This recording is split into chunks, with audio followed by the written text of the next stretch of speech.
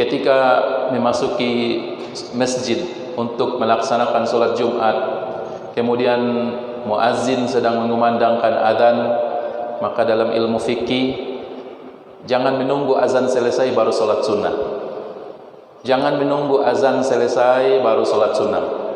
Masuk masjid langsung sholat sunnah tahiyatul masjid. Kenapa? Karena mendengarkan khutbah itu wajib, menjawab salam itu sunnah. Dan dalam Islam ketika tabrakan wajib dan sunnah, maka tentunya kita harus mengedepankan yang wajib, yaitu mendengarkan khutbah.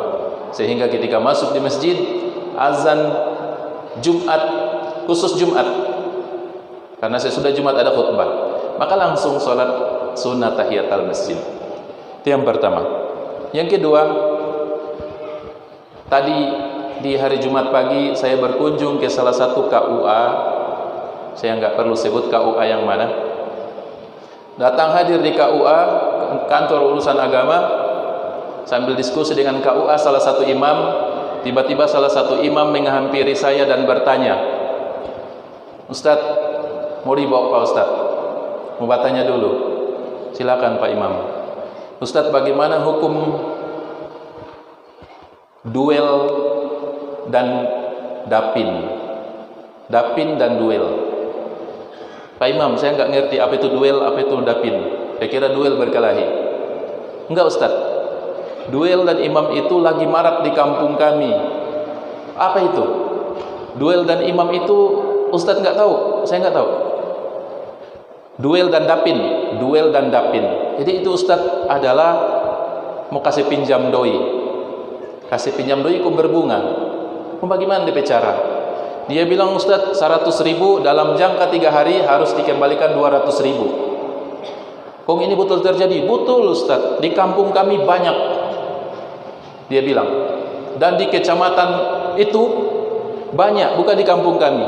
"Sejak kapan itu Pak Imam?" "So lama Ustadz." Berarti saya yang ketinggalan informasi. Jadi ada Ustadz kasih pinjam doi 1 juta, dalam 7 hari harus dikembalikan 2 juta. Dalam artian 100%. Dalam 7 hari. Kalau tidak ada orang kasih viral. Ada yang 100.000, 200.000, 300.000 dikembalikan 2 kali lipat.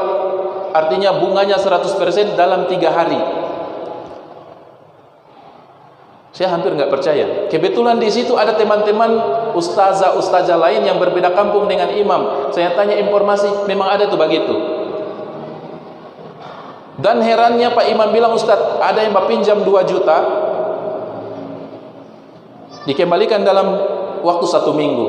Jadi 2 juta dia pinjam harus dikembali semuanya 4 juta. Jadi pokoknya 2 juta, bunganya 2 juta. 100%. Kalau 1 minggu punya tak ganti, yang 2 juta tadi dia ada pinjam, jadi bunganya 2 juta, jadi 4 juta total semua. 1 minggu lagi tidak dikembaliin, yang 4 juta jadi pokok kali 2 kali lipat, jadi 8 juta. Minggu lagi berikutnya tidak mau dibayar 8 juta, jadi 16. Saya bilang waliyadzubillah. Saya bilang insya Allah kita angkat di khutbah hari ini. Jamaah sholat Jumat yang dirahmati Allah, ini namanya ketambahan dalam Islam, bukan nanti ada di Al-Quran. Udah ada di kitab dahulu, di kitabnya Nabi Musa, diturunkan di Taurat, diturunkan di Injil. Udah ada peringatan tentang namanya ketambahan, atau dalam bahasanya ar-riba, riba. Dan ini dilarang keras dalam semua agama samawi. Agama yang turun dari langit semua melarang ini, termasuk kita akan bacakan ayat-ayat yang melarang meminjamkan uang, khususnya individu, person-person. Saya enggak bicara institusi. Kita enggak perlu bahas institusi, itu pemerintah, urusan mereka. Tapi yang banyak terjadi di masyarakat, bahkan Ustadz dia bilang, "Di kampung saya Ustadz," Pak Imam tadi, ada yang pinjam 2 juta Ustadz, sekarang so jadi 80 juta yang harus dia bayar. Dan ada yang bukan cuma 1 rumah, turun dari rumah ditarik oleh rentenir. Ditarik Ustadz, DP rumah cuma ada pinjam berapa? Kayaknya tidak sampai 2 juta. Ditarik rentenir, tinggal rentenir ada tambah sedikit tuh doi. Kontarik tuh rumah keluar, tinggal bakos 500.000 1 bulan. Waliyadzubillah. Allah Subhanahu wa taala berfirman, Ya ayyuhalladzina amanu taqullaha wa daru ma baqiya minar riba in kuntum mu'minin. Al-Baqarah 278. Allah berfirman, Ya ayyuhalladzina amanu, wahai orang-orang beriman, bertakwalah kepada Allah dan tinggalkan sisa riba. Kalau ada orang mau bertobat dari riba, Anda diberikan wewenang ambil modal. Riba ketambahan tidak ada hak Anda mengambil. Jangan diambil. Anda kasih pinjam 1 juta, ambil 1 juta. Itu uang Anda. Lebih dari 1 juta itu uang riba, dan riba secara bahasa adalah tambahan. Jadi onin dugangin pinoluanaton itu namanya tambahan, dan tambahan itu namanya riba, dan riba hukumnya haram. Ayat pertama. Ayat kedua, Allah berjanji akan perangi, Allah akan musuhi orang yang bertransaksi rentenir, mau puluhanin duit, mau berbunga. Allah janji dalam Al-Quran. Allah bilang, fa illam taf'alu fa'dhanu biharbin minallahi wa rasulih.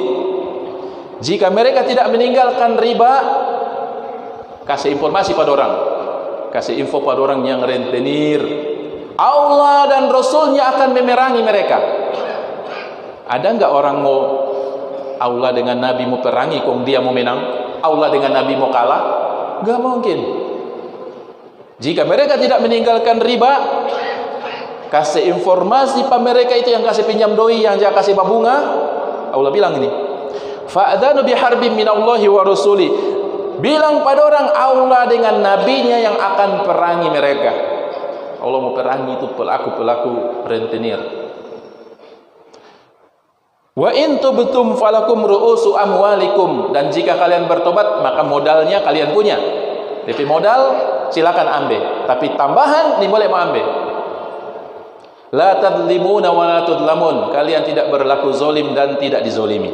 Surah Al-Baqarah 279. Kemudian dalam ayat lain Allah berfirman di surah Al-Baqarah 276, alladzina ya'kuluna riba la yaqumuna illa kama yaqumul ladzi yatakhabbathu syaitanu minal mas. Allah bilang, orang-orang yang memakan harta riba, usaha riba, kasih pinjam doi ku pergi tagih 100.000 jadi 120, jadi 150, DP tambahan itu riba. Allah bilang, orang-orang yang memakan riba, mereka tidak akan sanggup berdiri kecuali seperti berdirinya orang kemasukan syaitan karena penyakit gila. Karena penyakit gila. Dzalika bi annahum qalu innamal bai'u mithlur riba. Karena mereka mengatakan sesungguhnya jual beli itu sama dengan riba. Orang-orang di masyarakat yang jaga bakasi pinjam tambah doi, orang bilang, riba kuah ini kuah kan sama dengan jual beli. Mau beli barang 1.000 jual 1.200. Jadi kita pe usaha ini mau kasih pinjam doi 100.000, mau kembali 120.000 semua, itu kan sama dengan jual beli. Ada DP tambahan. Ini orang-orang rentenir bilang. Allah muat dalam Al-Quran. Wa ahallallahul bai'a wa harrama riba. Sementara Allah menghalalkan jual beli. Uang dengan barang halal, Allah halalkan.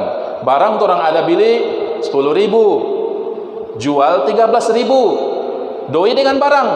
Maka Allah bilang wa ahallallahul bai'. Allah halalkan jual beli. Barang dengan doi itu halal. Ada ketambahan? Ya memang begitu. Halal. Wa harrama riba, dan Allah haramkan riba. Riba itu apa? Doi dengan doi ada tambahan. Kasih pinjam doi, Ustaz haram? Ya enggak. Ya enggak haram kalau enggak ada DP tambahan. 1 juta kembali 1 juta, 500.000 kembali 500.000. Tapi kapan ada DP tambahan dan disepakati, DP tambahan itu tuh haram.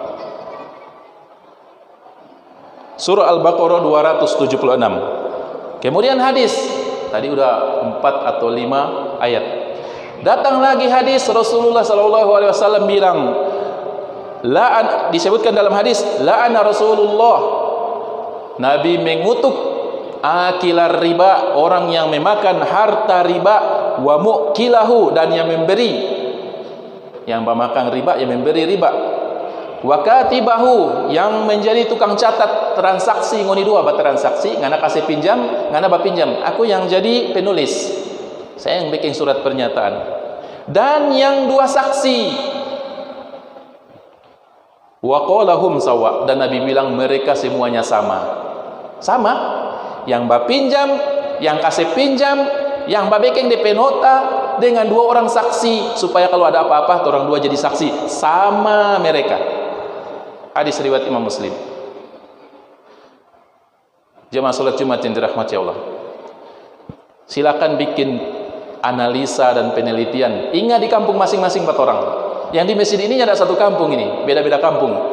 Coba renungi, ingat ulang tuh di kampung 4 orang masing-masing. Ada nggak orang yang berbisnis riba kong dia berhasil? Jawabannya ada. Tapi DP ada itu cuma 1 tahun, 2 tahun, 3 tahun. Habis itu mau kembali ke nol. Mau kembali ke nol. Saya punya banyak kisah yang saya nggak mau sebutkan kampung di mana. Di Kota Mobagu. Saya nggak mau sebutkan kampung di mana. Pohon kelapa sawah, anaknya sekolah di jauh, masya Allah. Nol, kembali ke nol. Ada yang berapa beli motor biasa, lama-lama moge, motor gede. Habis beli motor gede, beli oto. Beli oto, dapat bikin toko, tapi riba terus, riba tidak mau berhenti. Dapat bikin toko, Saya bilang saya nggak mau doain, tapi kita lihat ujungnya. Akhirnya kembali ke nol. Dapat sita DP toko, DP kendaraan soalnya tidak ada, orangnya bahkan kembali ke nol. Istrinya cerai. Istrinya minta cerai, nol. Kalau ada di jamaah ini punya uang 1 juta, mungkin Anda lebih beruntung daripada dia. Nol, soalnya tidak ada. Dan saya tidak menyebutkan kampung dan di mana, privasi. Dan ada lagi pegawai, ada honor bulanan, masya Allah bagus. Dia kasih bajalang riba. Cerita ini saya masih SD ini pegawai ini. Nol, kembali ke nol. Kenapa? Karena Allah janjikan fa'dhanu biharbin minallahi wa rasuli. Kasih informasi pak orang yang barenten, yang kasih pinjam doi. Kalau dorangnya bertobat, kasih info pada orang. Allah dengan Nabi yang akan menjadi musuhnya. Kau mau dapat rezeki bagaimana? Mau berhasil bagaimana? Jadi kalau ada di antara kenalan kita di kampung 4 orang, orang dapat lihat dia dapat bikin rumah. Dia pergi sita tuh rumah di sebelah, di kecamatan sana DP rumah so 3 dia ada sita, DP kobong, mau kembali ke nol. Allah janjikan. Jamaah salat Jumat yang dirahmati Allah. Maka sadar, kalau Allah udah janjikan dalam Al-Quran, udah diharamkan, maka jangan bikin. Sekiranya orang sempat,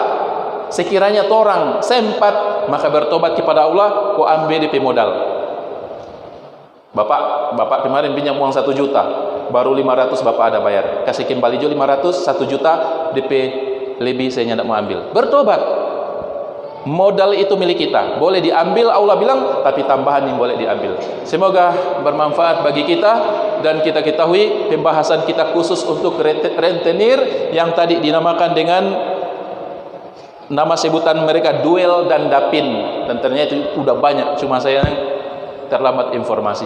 Barakallahu li wa lakum fil Qur'anil Karim. Alhamdulillahirabbil alamin. Shalatu wassalamu ala Rasulillah. Jamaah salat Jumat yang dirahmati Allah. Ketika kita ingin membantu orang, maka silakan bantu dengan ikhlas. Kalau ada orang meminjam uang skala besar, ini salah satu trik, silakan diterima atau ditolak. Misalnya ada orang mau pinjam misalnya 2 juta. Dan ini sering, kadang-kadang keluarga dekat mau kasih pinjam banyak, ya tidak mau kasih pinjam, kasih yang silakan bantu 50.000, 100.000, 150.000, 200.000. Napa? Batambah akang siapa tahu. Tidak usah ganti.